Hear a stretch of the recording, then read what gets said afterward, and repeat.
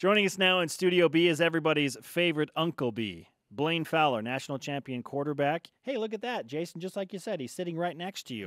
I feel like I'm undersized right now, though. His chair kind of. The chair won't go to. But look how much bit. bigger Shep is than me. Wow. What is up with the height jokes today? I feel a little inferior right now. I feel like I'm undersized. I maybe can't compete with Shep right now because he's like towering over me. Yeah. Said no one ever. Yeah, Blaine and Jason competing for, I guess, Studio B superiority. Okay. Blaine, who do you expect to be the quarterback on Friday and why? If Bo Hodge is healthy, so if his foot feels good and he can push off and he can move around, then I think that he'll be the guy. What is healthy, though? 80%? Just the ability to do all the things they need him to do in the offense, to run some zone read, to be able to be mobile in the pocket, all the things that make him the obvious guy. I mean, you guys were just talking about he's the most experienced guy. They let him compete for the job in spring ball and during fall camp. He's had reps in every practice that he's been healthy since spring ball. So he obviously has by far the most experience in the offense. The question is he healthy? He felt pretty good going into that game, but he obviously had some pain in the foot because he struggled and he got up and he limped and he did all that. So I know they're going to evaluate that, and I think that that's why there is a quarterback competition. If he plays that whole game and there's no problem whatsoever and he looks 100% healthy, I don't know that you open it up because he's your most experienced guy. I love the mechanics of Joe Critchlow. I think he has all the skills to run this offense and be really, really good. But I always worry about putting a true freshman who's only been off of a mission a few months into a game with the pressure on them of having to carry a football team. And where the running back position has been kind of a rotating couple different guys every single solitary week, that's a hard thing to put on Joe Critchlow. Quarterback, got to go carry the offense. You got to be involved in the run game. You got to make all the throws. You know, running back is a revolving door, so we don't have consistency there right now. You got to do this. That's a lot to put on a freshman. He'd be capable of doing that 2 years from now. When he's got experience, I think you could say to Joe Critchlow, dude, this is on you. You have to carry this offense. He can do it then. It's too much to ask a freshman to do right now. I'm curious if your answer to this next question is the same or different than the one we just asked you. We just asked you, who do you expect to be the quarterback? Which quarterback do you think gives BYU the best chance to win? Is Johnny Linehan an option? According to one of our Blaine? Yeah, the tweeters. No, I know. How about Micah Simon? Didn't he play quarterback in high school? He did play quarterback. So Gavin Fowler played quarterback in high school. No, it is the same. But it depends on health. If Bo Hodge is healthy and he can run a little bit of that zone read and keep the defense honest so he can be part of the run game, if he can move around in the pocket and do all the things that he's physically capable of doing, I believe he gives him the best chance. His mobility is his best weapon.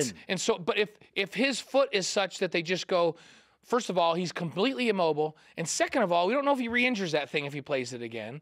Then I think you have an obligation to try to get him healthy, and then you gotta let Joe play, So. And I know they threw Wilstead into that, but Wilstead hasn't gotten a lot of reps. So he's even less rep ready than Joe Critchlow is. And then Coy Detmer is still back there, but he wasn't mentioned by Kalani Sitake. Yeah, and then Kalani's basically said that it's the three he mentioned. Yeah, and so again, if you have to play Wilstead, if he has to be the guy, that's like a disservice to him. You lose another red shirt. You got to be, and here's the worry, because right now, you're not just playing to win these next 3 games because that's the number one priority, but you're also playing for the future. And if one of these guys just absolutely struggles because of their lack of reps and knowledge of the offense and all of that, do you lose them forever? Do you lose them for another year? Do they not be the same person? Huge mental battle, right? And so it's hard to overcome going in as a freshman and playing awful. So that's a concern, especially when you don't have all of your weapons around you that have been really, really consistent. They're starting to get some of these tight ends back. The running back is still questionable. Who's gonna be there this week? With all of that question, I feel like experience is a big, big factor going into this week. So if Bo can go, if he's healthy, if he can move around, do all the things they need him to do, he's the most experienced guy. He gives you the best chance. How much does this season, or what's left in it, 3 games, become preparation for next year and potentially set up a quarterback battle going into the 2018 season? Your backstretch of every season is, in a way, preparation for next season. your backstretch of a season when you've only won 2 games is even more preparation for next season, especially with all the injuries that they've had this year. So coaches can say, we're just focusing on winning games, which they are. Like, they're not taking their focus off and saying, hey, let's play some guys, and if we don't win, that's okay. Absolutely not. They're preparing each week to win a game, because momentum going into an offseason is also a big part of next year's success. So you can't just go mess around and try to figure out what you're going to do next year and lose another 2 games and finish the season with 3 wins, because that stagnant kind of momentum going into the offseason is bad. So what you want to do is you want to get on a roll. So your number 1 priority is to win out.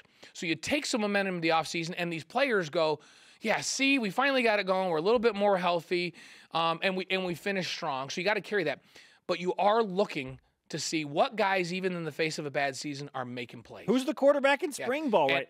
And whoever is the guy these last 3 games and plays really well will be the number 1 guy going into spring ball. He'll have the advantage. Because where does Tanner Mangum fall in all Because you have to start with a depth chart going into spring, and that doesn't mean that it can't move around in spring.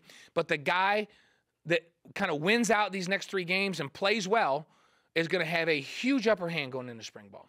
Speaking of Tanner Mangum, it's obviously a huge shame that his season came to an end the way it did with the Achilles injury.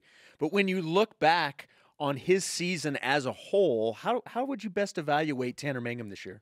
It was really up and down. It was inconsistent. And I think part of that is his injuries. His injuries made them change offensively what they had practiced in spring ball, because they were doing a lot of under center stuff, and he hurt that ankle, so he missed games. He had to sit out.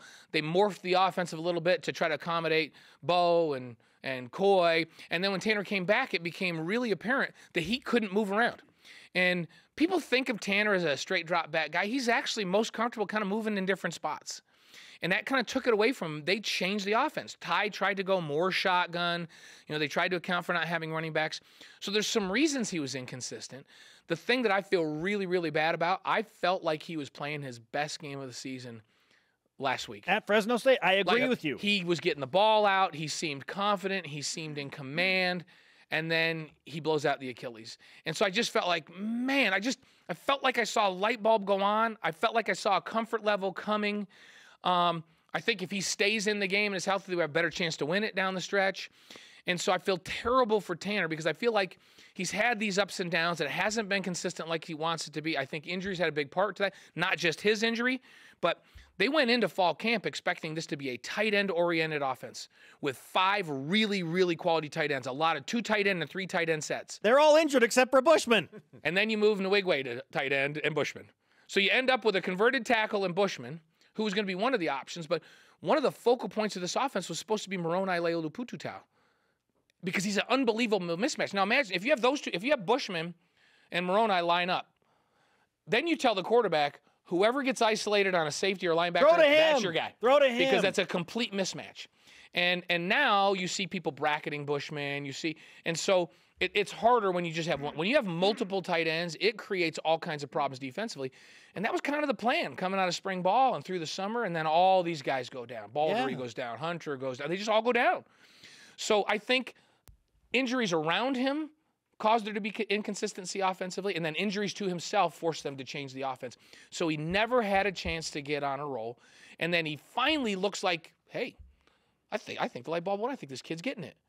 And he blows out the Achilles. Oh. And so I feel terrible for him. And you guys know Tanner. He is an unbelievable kid. Yes. He is an unbelievable kid that has battled through all of this. So I hate to see this. But injuries are the part about football I hate. I hate him. I've had Gavin go through 2 ACL reconstructions, our son. Our other kids were relatively healthy. Yeah. I was relatively healthy. It's a part of the game that I hate. No matter whether it's our most hated opponent or on our own team, I hate to see kids get injured. Well, Tanner is, and then you bring in the recovery time. You got to think he's out of spring ball. Oh, he's out of spring. He's out of spring ball. There's no way he's playing spring ball. Exactly. And Achilles, so I'll do my orthopedic guy side of this thing. If I've talked to a bunch of orthopedic surgeons yesterday, because that's what I do when I'm not, and they said best case scenario for reconstruction of Achilles is 6 months. That's a best case scenario, and that would be like phenomenal rehab and a great successful surgery and all that. That would be May. That's a best case scenario. Wow. And how many of them are best case scenarios? And some people struggle to ever come back from those. And so it's a 6 months to a whenever is what they're saying on that thing. And so it's probably somewhere in between. That absolutely counts him out of spring ball. If he has phenomenal recovery and can get back in the summer, that would be fantastic. I wouldn't put that past Tanner. He's a hard worker. But this is a tough, tough injury. And when you come back from it physically, you have lots of guys have a hard time trusting it after that. Because all you do, you just step back and push off of it and it blew out. You go back and look at that film and go, man, I didn't even do anything. I just blew that thing out. And so there's a confidence issue that comes with it too, that after the thing is physically ready to go, now you got to overcome the mental tentativeness with it. It's a hard one, guys. It is a really difficult injury to get 100% back from. So Tanner's got a long road, but I wouldn't put it past him because he's a hardworking kid. Well, we wish the best to Tanner Mangum. He had surgery yesterday, and thus begins the long road to recovery. Blaine, great stuff. Watch more of Uncle Beat tonight on After Further Review with the rest of the guys in Studio C as they break down Fresno and look ahead to UNLV.